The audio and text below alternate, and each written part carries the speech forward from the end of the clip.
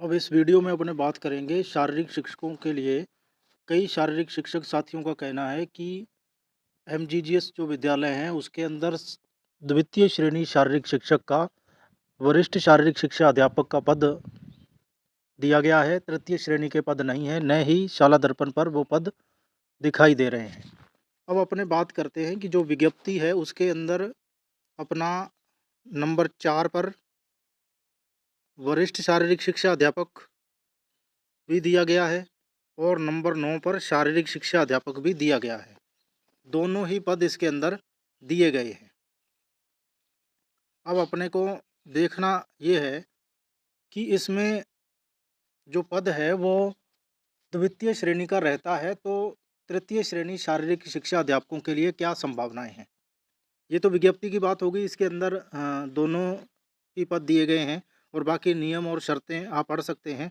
इसके अंदर कहीं भी ऐसा उल्लेख नहीं है विज्ञप्ति के अंदर, मैंने पढ़ लिया है कि दूसरे स्थान के पर लगाया जा सकता है या नहीं लगाया जा सकता है, लेकिन फिर भी अपने संभावनाओं पर बात कर रहे हैं। ऑथेंटिक जो चीज़ होगी वही आपके सामने रखी जाएगी इस वीडियो के माध्यम से।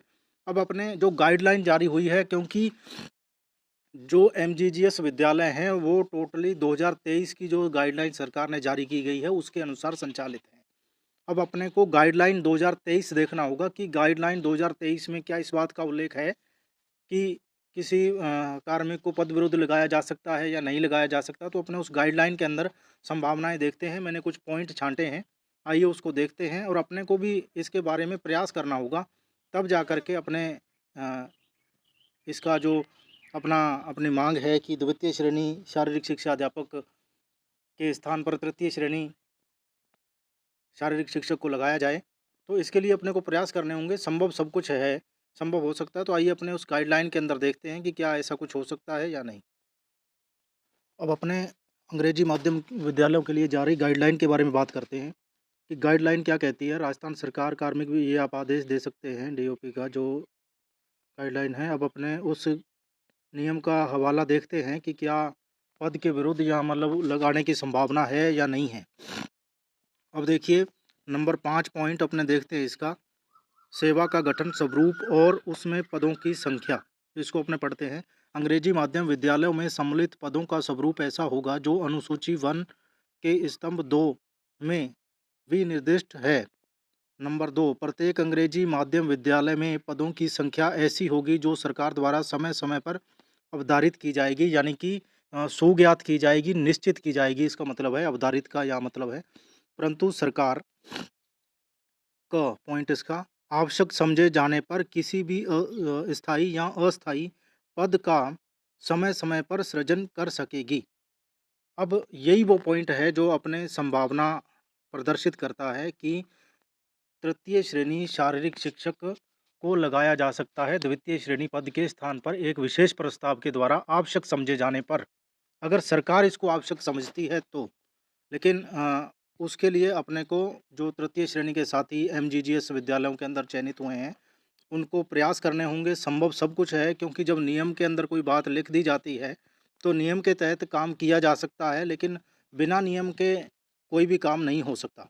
अब दूसरा पॉइंट ये देख लीजिए, दूसरा पॉइंट इसके विपरीत है।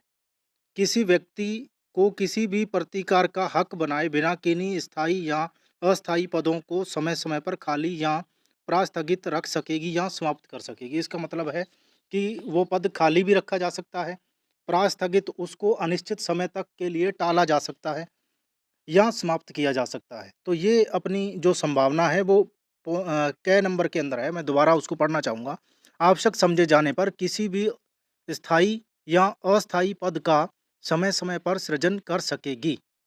यही वो पॉइंट है जो अपने को, तो ये अपने बात की कि द्वितीय श्रेणी शारीरिक शिक्षा अध्यापक के स्थान पर तृतीय श्रेणी शारीरिक शिक्षा अध्यापक को लगाया जा सकता है। इसकी संभावनाओं के बारे में बात की।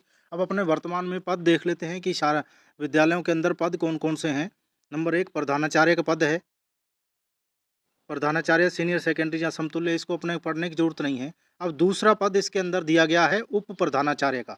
अब देखिए कि जो सरकार के सामने जहाँ टेक्निकल जो दिक्कत आ रही होगी वो ये भी हो सकता है, क्योंकि दूसरे नंबर का जो पद है वो उप प्रधानाचार्य का पद दिया गया है, जो कि हाल ही के अंदर इस पद को समाप्त कर दिया गया है।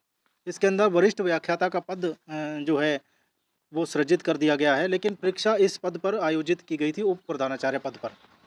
एक कारण हो सकता है अपनी संभावनाएं हैं ये, लेकिन अपने कह नहीं सकते इसके बारे में कि समस्या वास्तविक है क्या नहीं है। अब नंबर 3 प्राध्यापक विभिन्न विषयों के, ठीक है, जो लेक्चरर हैं वो आ जाएंगे इसके अंदर। चौथा वरिष्ठ अध्यापक, पाँचवा वरिष्ठ शारीरिक शिक्षक, और 6 नंबर पर वरिष्ठ कंप्यूटर अनुदेशक, 7 नंबर पर पुस्तकालय ग्रेड सेकंड, और 8 नंबर पर वरिष्ठ प्रयोगशाला सहायक, वरिष्ठ सहायक अध्यापक लेवल 2 विभिन्न विषय, अध्यापक लेवल 1 शारीरिक शिक्षा अध्यापक। ये 12 नंबर पर अपना पद यहाँ पर भी दिया गया है, ठीक है। अब 13 नंबर पर बेसिक कंप्यूटर अनुदेशक, 14 नंबर पर पुस्तकालय अध्यक्ष ग्रेड 3, और नंबर 15 पर प्रयोगशाला सहायक, और 16 पर कनिष्ठ सहायक, और 17 नंबर पर चपरासी का पद दिया गया है।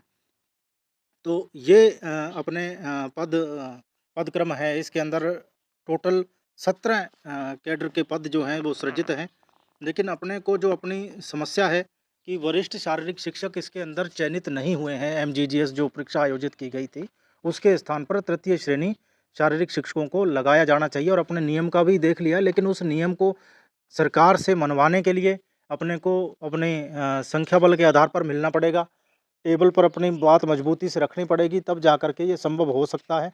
आप भी इस वीडियो को देखकर अपनी राय ज़रूर रखें कि क्या संभावनाएं हो सकती हैं। नमस्कार सभी साथियों।